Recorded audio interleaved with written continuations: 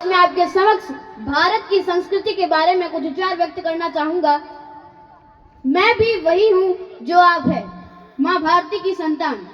आपकी तरह मेरी शिराहों में भी तपस्वियों का तेज भरा है। आज अपना परिचय प्रणाम करके इसलिए दे रहा हूँ क्योंकि प्रणाम करके परिचय देना हम भारतवासियों की परंपरा है।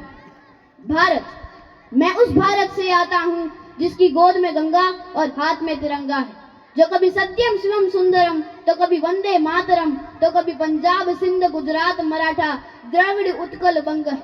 मैं उस भारत से आता हूँ जो ठुकराए हुए लोगों की शरण स्थली बन जाता है और 7 समंदर पार परदेशियों को भी सिस्टर्स एंड ब्रदर्स कहकर बुलाता है।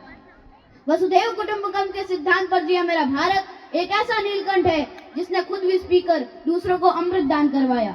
मेरा भारत कर्मण्येवाधिकारस्ते गाता है, तीनों लोगों का स्वामी होकर भी माखन चुराता है और महा अवतार होकर भी माँ के हाथों मार खाता है।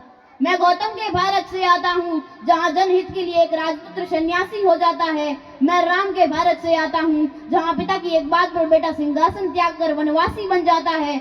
मैं उस भारत से आता हूँ जो स्त्री को उसके स्वाभिमान से पुकारता है, एक कुंवारी माँ को महासती कुंती के नाम से जानता है और 5 पतियों वाली द्रौपदी को देवी के नाम से पहचानता है। मेरा भारत आकाश सा बलवान है फिर भी धरती सा धैर्यवान है। मेरा भारत प्रेम का पुण्य लोक, अहिंसा का जन्म स्थान है, लेकिन नारी का अनादर हो जाए तो भारत का बच्चा बच्चा हनुमान है।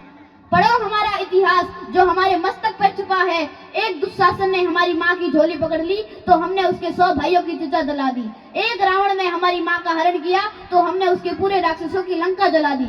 मैं उस भारत से आता हूँ जो ना कभी रुका झुका और ना कभी डरा है। मैं उस भारत से आता हूँ जो वीरता की वसुंधरा है।